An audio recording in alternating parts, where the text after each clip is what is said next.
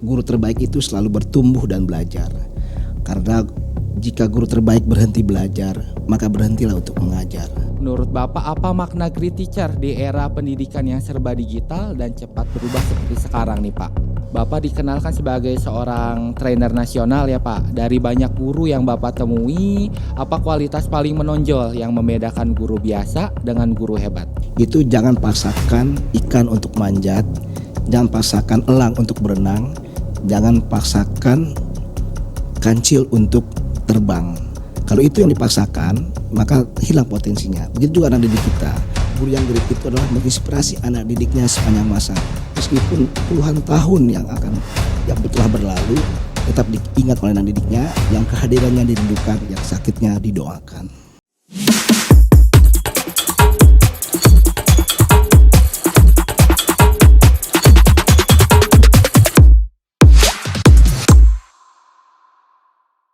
Assalamualaikum warahmatullahi wabarakatuh. Halo Sobat Tirak, Sobat Tiara Aksara, selamat datang di Talk Tiara Aksara Learning and Knowledge.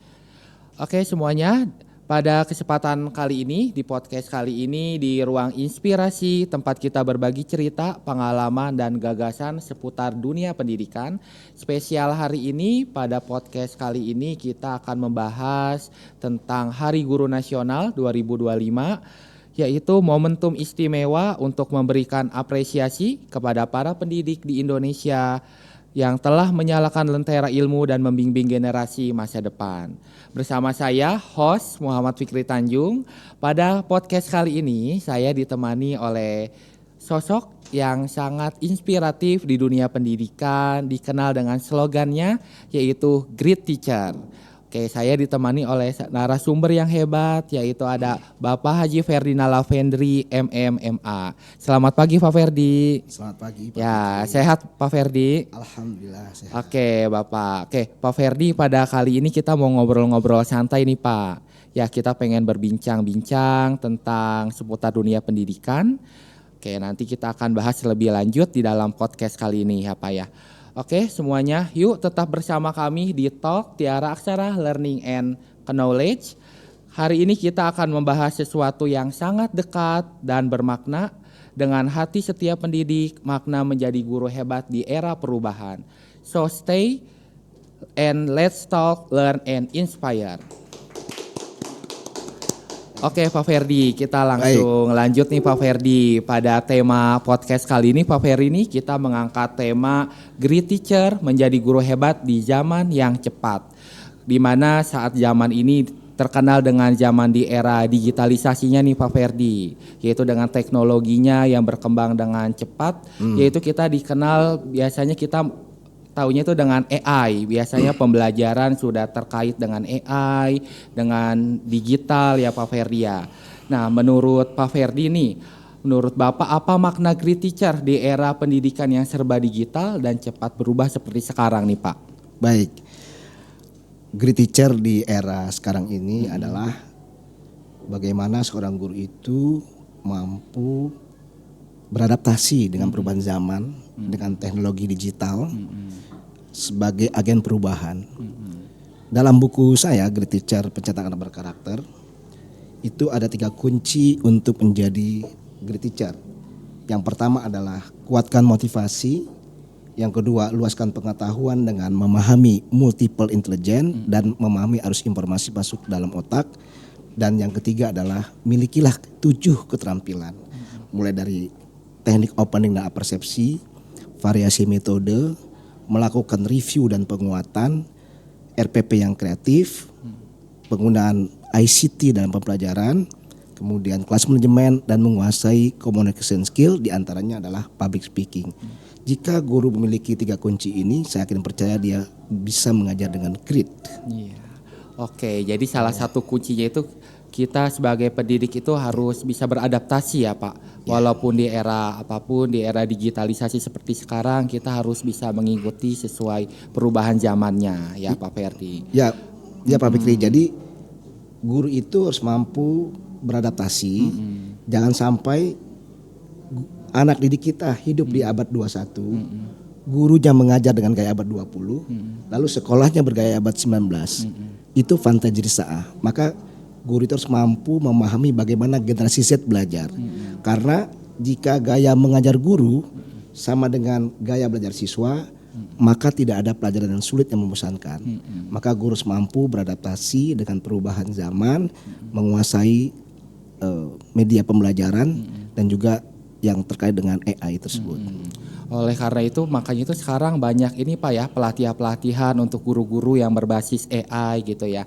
Ya. Karena sekarang kan sudah ada di era digitalisasi bahwa guru harus menerapkan pembelajaran berbasis TIK di dalam pembelajarannya ya, yaitu seperti guru bisa lebih interaktif kepada siswa ya, seperti bisa menampilkan kuisis dan lainnya yang berbasis dengan TIK, teknologi informasi dan komunikasi ya. Betul. Oke Pak Ferdi, untuk pertanyaan selanjutnya nih Pak, Ya. seringkali nih Pak, saya juga pribadi sebagai guru dan guru-guru lainnya merasa lelah dengan tuntutan administrasi dan target ya Pak ya. Untuk administrasinya yang kita kenal itu sebagai RPP atau modul ajar. Bagaimana caranya sih Pak agar semangat mendidik tetap hidup dan bermakna? Baik, semangat mendidik tetap hidup dan bermakna. Pertama, kembali kepada niat. Niat yang pertama kali adalah yaitu ibadah. Karena motivasi beribadah dengan motivasi yang bukan beribadah itu berbeda. Maka semangat itu akan tetap stabil, konsisten ketika guru memiliki 5 hal ini. 1, guru memiliki ruhul mudaris, mengajarnya panggilan jiwa. Yang kedua, mengajarin dari hati. Ketiga, menghadirkan anak didiknya di dalam doa. Dan kemudian guru tersebut mampu beradaptasi dengan perubahan zaman. Yang kelima adalah guru memiliki yang namanya growth mindset atau pola pikir bertumbuh. Yang itu ada dalam pelatihan-pelatihan deep learning saat ini. Begitu Pak. Oke, jadi semua itu harus berawal dari niat kita. Ya. Pokoknya sesuatu hal apapun kalau kita awali dengan ikhlas, bismillah semuanya akan berjalan dengan lancar ya Pak. Dan yang sudah Bapak sampaikan tadi ada 5 kunci bahwa kalau untuk dari kita merasa lelah, jika kita mempunyai 5 kunci tersebut semua akan terasa mudah ya Pak Ferdi. Ada hal yang ingin saya sampaikan Pak Fikri. Pengalaman yang saya lakukan adalah ketika saya ingin berbagi inspirasi dengan banyak guru di negeri ini, setiap mau berangkat saya selalu berdoa, ya Allah berikanlah hamba sedikit ilmu ya Allah untuk hamba berikan kepada peserta pelatihan hari ini, semoga berdampak, bermanfaat, berkah dan inspirasi. Selalu melakukan itu, menghadirkan audien. Kalau guru menghadirkan anak didiknya di dalam doa, itu ada kekuatan spiritual. Kekuatan spiritual untuk kita terus berbagi dan menginspirasi, maka semangat itu akan tetap terus berkobar dalam hati sanubari kita. Begitu Pak. Oke ya, terima kasih Pak Ferdi untuk terus memberikan semangat kepada semua pendidik, karena Bapak adalah sebagai salah satu sosok trainer yang inspiratif dalam memberikan materi-materinya, inspirasinya kepada guru-guru di seluruh Indonesia ya. Oke Pak Ferdi, Bapak dikenalkan sebagai seorang trainer nasional ya Pak. Dari banyak guru yang Bapak temui, apa kualitas paling menonjol yang membedakan guru biasa dengan guru hebat? Baik, yang membedakan guru biasa dan guru hebat, saya mengutip dari William Arthur Watt. Begini bunyinya, the mediocre teacher tells,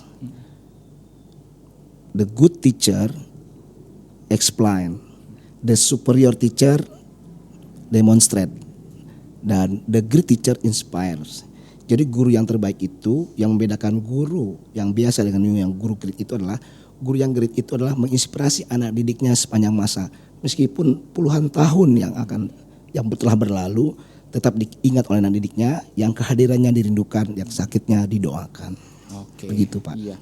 Jadi sosok great teacher itu adalah sosok yang menjadi inspirasi ya bagi peserta didiknya, walaupun peserta didiknya sudah lulus atau setelah diajarkan oleh gurunya, tapi dia tetap teringat sampai akhir hayatnya oleh jasa guru tersebut. Ya itulah yang disebut great teacher, bahwa dia selalu diingat oleh muridnya sepanjang masa ya Pak Ferdi. Betul, menginspirasi anak didiknya. Menginspirasi bahwa kita juga sebagai pendidik harus memberikan inspirasi kepada peserta didik kita, bahwa mengajar bukan hanya sekedar memberikan materi Pak Ferdi ya, tapi juga kita harus memberikan inspirasi kepada peserta didik kita, memberikan materi-materi yang mudah dipahami dan media-media pembelajaran yang menarik ya Pak Ferdi ya.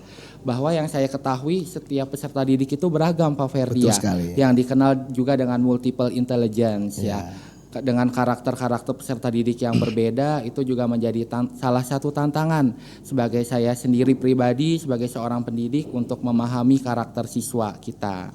Oleh karena itu kita sebagai seorang pendidik harus bisa memilih dan memilah model pembelajaran yang baik, yang tepat untuk peserta didik kita, media pembelajaran juga yang tepat untuk peserta didik kita ya Pak Ferdi. Ya, terima kasih Pak Ferdi ya untuk penjelasan dari Great Teacher, bahwa Great Teacher harus memberikan inspirasi kepada peserta didik. Satu hal lagi Pak Fikri, tadi Pak Fikri menyebutkan terkait dengan multiple intelligence. Jadi untuk hal itu bahwa guru itu harus mampu memahami berbagai macam ragam kecerdasan anak didik. Karena tidak ada anak yang bodoh. Betul. Jadi guru harus mampu menemukan potensi-potensi anak didik yang beragam tersebut. Jadi guru itu di otak guru, di mindset guru itu adalah setiap anak cerdas di bidangnya masing-masing. Tidak ada produk Allah yang gagal. Setiap anak adalah hebat. Every student is star. Gitu Pak Fikri. Oke, iya, bahwa yang Pak Ferdi sampaikan memang benar bahwa setiap peserta didik adalah cerdas, karena setiap didik itu memiliki kecerdasan di bidang masing-masing.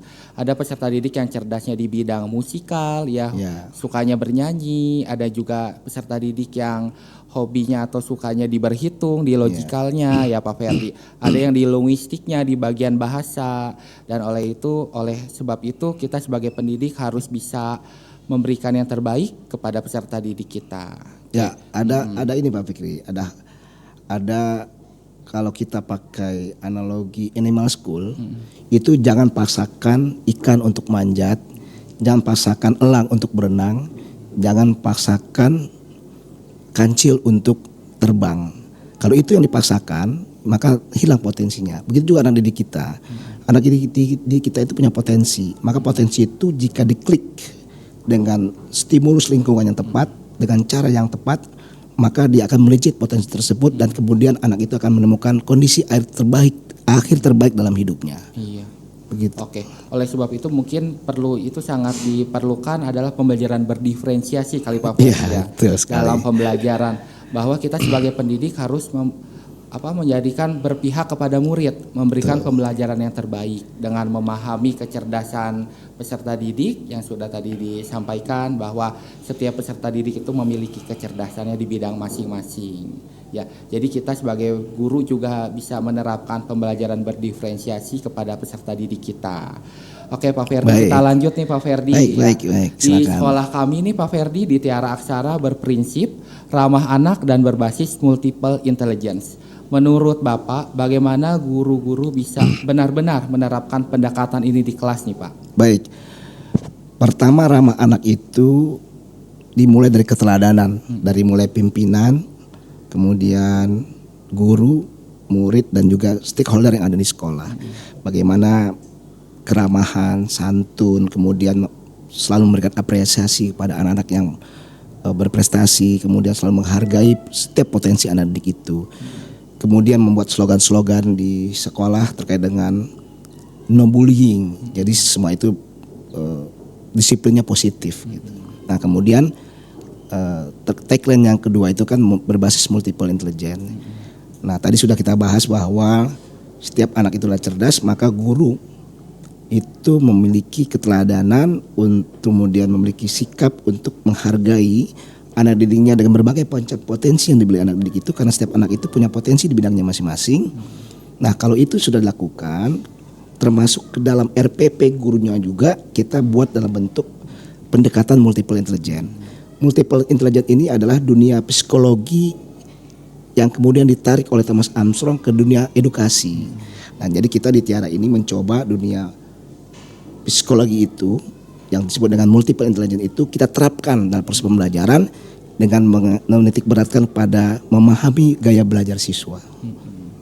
Oke Pak, jadi kalau prinsip di Tiara Aksara tadi yang saya tanyakan ramah anak dan berbasis multiple intelligence. Kalau ramah anak itu sendiri berarti bahwa di Tiara Aksara ini kita memiliki budaya positif ya Pak ya. Di lingkungan sekolah kami ini memiliki budaya positif dan juga berbasis multiple intelligence yang diterapkan dalam pembelajaran. Iya, oke. Bahwa di sekolah ramah anak ini bahwa di setiap siswa itu saling menghargai dan saling menghormati sesama ya Pak ya. Ya, siswa menghormati gurunya, guru menyayangi anak didiknya. Ya, jadi kita saling menghargai, saling menyayangi sesama. Itulah yang disebut dengan konsep memuliakan dalam pembelajaran mendalam. Oke. Begitu, Pak. Iya. Mungkin dengan konsep ramah anak ini untuk menciptakan budaya positif sehingga terjadinya kesejahteraan sosial di sekolah ini Pak ya. Atau yang biasa disebutnya adalah well-being ya Pak Ferdi. Dan untuk yang berbasis multiple intelligence ini bahwa tadi yang sudah disampaikan bahwa setiap anak memiliki kecerdasan yang berbeda dan di bidangnya masing-masing dan setiap guru di Tiara Aksara menerapkan pembelajaran berbasis multiple intelligence. Ya, kalau saya mengutip dari perkataan Prof. Yohanes Surya, beliau mengatakan tidak ada anak yang bodoh, bukan anaknya yang bodoh, tetapi anak yang belum menemukan guru yang hebat dengan metode yang tepat. Jadi ketika metode itu tepat sesuai dengan gaya belajar mereka, maka anak-anak akan melejit potensi yang mereka miliki.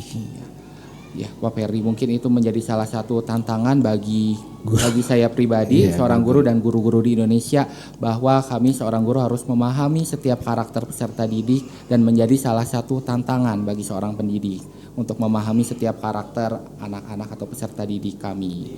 Oke Pak Ferdi, kita lanjut nih Pak ke pertanyaan selanjutnya, bahwa Pak Ferdi itu kan diberikan amanah untuk menjadi fasilitator deep learning di Provinsi Banten dan sekitarnya. Kalau kita berbicara tentang deep learning nih Pak, sebenarnya deep learning itu apa sih Pak? Baik, dalam pelatihan-pelatihan yang dilakukan, yang pertama kali itu bagaimana mengubah mindset guru dari PPT menuju ke PPB. PPT itu adalah pola pikir tetap, kemudian menuju pola pikir bertumbuh. Jadi guru itu bagaimana terus bertumbuh, terus belajar, punya semangat yang terus belajar sepanjang hayat. Kalau bahasa lainnya itu dari fixed mindset menuju ke growth mindset. Kemudian simpelnya pemahaman pendekatan deep learning itu adalah 8, 3, 3, 4. 8 dimensi profelusan, 3 prinsip berkesadaran, bermakna, dan mengembirakan. Kemudian 3 pengalaman belajar, memahami, mengaplikasi dan merefleksi, dan 4 kerangka pembelajaran yaitu praktek pedagogis, lingkungan pembelajaran, pemanfaatan digital, dan juga kemitraan dalam belajar. Nah, itu simpelnya dalam pelatihan deep learning. Ada 7 modul sebenarnya Pak Fikri, dari mulai growth mindset sampai ke inquiry kolaboratif. Nah, kalau lebih dalamnya lagi tentu dalam pelatihan-pelatihan, tapi singkatnya bagaimana memahami terkait dengan 8, 3, 3, 4. Demikian Pak Fikri. Jadi kalau untuk kita lebih mudah dalam memahami deep learning itu ada kuncinya itu adalah 8, 3, 3, 4 ya Pak ya. Nah, yang seperti Bapak sampaikan tadi, untuk lebih mengingat dan memahami dalam deep learning. Bahwa dalam pendekatan deep learning ini Pak Ferdi, bahwa pendekatan mendalam, bahwa dalam pembelajaran ini adalah 3 konsep dasarnya yang tadi Bapak sampaikan, ada mindful, meaningful, dan joyful. Ya. Bahwa dalam pembelajaran bahwa kita harus berkesadaran penuh sebagai pendidik, hadir di tengah-tengah peserta didik kita dalam memberikan inspirasi, dan juga kita bahwa dalam sebagai peserta didik memberikan pembelajaran yang menyenangkan ya Pak kepada peserta didik kita. Oke Pak Ferdi, terima kasih Pak Ferdi untuk jawabannya tentang deep learning nih, bahwa kuncinya adalah 8, 3, 3, 4 ya untuk diingat. Oke Pak Ferdi, dan pertanyaan terakhir nih Pak Ferdi sebelum kita tutup podcast kali ini, saya mau tanya ke Pak Ferdi nih. Pak Ferdi kan merupakan fasilitator yang sudah lama Pak Ferdi ya, berpuluh-puluh tahun. Apa sih motivasi Bapak untuk tetap semangat memberikan ilmu, memberikan inspirasi kepada, memberikan pelatihan-pelatihan kepada guru-guru di seluruh Indonesia, Pak? Baik, pertama ketika memberikan pelatihan itu karena saya hobinya adalah menginspirasi. Jadi ada sebuah kebahagiaan yang tidak bisa diukur dengan uang seberapapun ketika bisa berbagi dan menginspirasi. Bahkan sampai ke Kepulauan Anambas itu berbagi inspirasi dengan berbagai guru hebat di Kepulauan Anambas. Itu berangkat jam 3, kemudian sholat subuh di Bandara Halim Perdana Kusuma, naik pesawat Amatra Viera sampai di Bandara Palmatak, kemudian nyebrang laut. Anginnya kencang Pak Fikri, angin kencang, ombaknya besar, tapi tetap dilewati, naik yang namanya pompong. Pompong itu seperti sampan. Tetap berangkat meskipun taruhannya adalah nyawa. Nah, itu yang menguatkan itu adalah karena panggilan jiwa. Saya suka, saya senang dengan berbagi dan menginspirasi. Kalau ditanya apa sih profesi yang kamu lakukan, saya bilang bahwa saya menjalankan hobi. Ketika berbagi itu ada sebuah kebahagiaan meskipun taruhannya adalah nyawa. Yang kedua, 3 tahun yang lalu saya menjadi fasilitator sekolah penggerak untuk daerah Lebak dan Malimping. Saya terinspirasi dan saya banyak belajar dengan guru hebat dan kepala sekolah hebat, yaitu di SDN 1 Cimenga. Jadi mobil diletakkan di rumah bapak kepala sekolah, kemudian 10 km naik motor bersama bapak kepala sekolah itu naik ke atas gunung. Di awal saya masuk ke sekolah itu redup. Sekolah itu la yahya wa la yamutu, hidup segan mati pun enggan. Namun setelah kita terus berjuang kemudian berjitihad untuk mengembangkan sekolah tersebut, dan alhamdulillah sekolah ini sekarang menjadi banyak sekolah studi tiru. Nah, maka bagi saya kualitas sebuah sekolah itu ditentukan oleh kepala sekolah yang visioner, kepala sekolah yang reflektif dan transformatif, dan kualitas guru. Saya menemukan guru-guru hebat di sana yang sekarang alhamdulillah gurunya juara guru yang berdedikasi di Banten. Dan kepala sekolahnya juga sekarang ikut lomba menjadi kepala sekolah berdedikasi di Provinsi Banten. Itu kebahagiaan yang saya rasakan ketika bisa berbagi di SDN 1 Cimenga. Itu sekolahnya naik ke atas gunung itu di Cimenga itu, dan sekarang sekolahnya sudah jadi bagus, yang tadinya redup dan sekarang menjadi sekolah yang menjadi sekolah studi tiru bagi banyak sekolah yang lainnya. Sehingga saya punya rumus bahwa kualitas sekolah itu ditentukan oleh kualitas guru, kemudian kepala sekolah yang visioner. Bahwa great teacher sama dengan great school, sama dengan great student, dan sama dengan great Indonesia. Begitu Pak. Oke, terima kasih Pak Ferdi bahwa cerita inspiratif yang luar biasa nih Pak, bahwa perjuangan Bapak untuk memberikan inspirasi kepada semua guru-guru yang ada di Indonesia, karena berawal dari hobi ya Pak, berawal dari hobi dan juga dari niat dan juga dari ketulusan dan juga dari keikhlasan dalam menjalani pelatihan-pelatihan Bapak sampaikan sampai hari ini. Oke Bapak, terima kasih Pak Ferdi ini untuk ceritanya, inspirasinya yang Bapak sampaikan pada podcast hari ini sangat bermakna, sangat berinspirasi kepada kami sebagai guru-guru ya Pak Ferdi. Jadi kebahagiaan saya itu adalah ketika berbagi dan menginspirasi, dan di saat saya mengajar disitulah saya belajar. Saya banyak belajar dengan banyak guru hebat di negeri ini Pak. Gitu. Oke, jadi sambil kita Pak Ferdi memberikan pelatihan sambil juga belajar dari sosok guru-guru inspiratif yang ada di Indonesia. Sekali, ya. Oke, maka jadilah seorang guru pembelajar sepanjang hayat untuk memberikan motivasi kepada peserta didik kita yang ada di Indonesia ini. Oke. Ya. Oke Pak Ferdi, mungkin itu saja yang dapat saya tanyakan pada podcast kali ini. Baik. Ya, semoga Bapak sehat selalu dan diberikan keberkahan. Oke semuanya, dan semoga peringatan Hari Guru Nasional 2025 ini menjadi momentum bagi kita semua untuk terus belajar, berinovasi, dan memberikan yang terbaik bagi dunia pendidikan untuk seluruh guru di Indonesia dimanapun berada. Terima kasih atas dedikasinya kepada semua guru di Indonesia yang telah diberikan kepada peserta didiknya, dan rasa cintanya dan kasih sayangnya yang tak ternilai kepada peserta didiknya. Saya sebagai host pada podcast kali ini, Muhammad Fikri Tanjung, dan narasumber hebat kita, yaitu sosok inspiratif Bapak Haji Fardinal Lavendri, MMMA. Terima kasih Pak Ferdi atas kesempatannya. Sampai jumpa di episode podcast selanjutnya. Saya pamit undur diri, kurang lebihnya mohon maaf. Wassalamualaikum warahmatullahi wabarakatuh. Waalaikumsalam warahmatullahi wabarakatuh.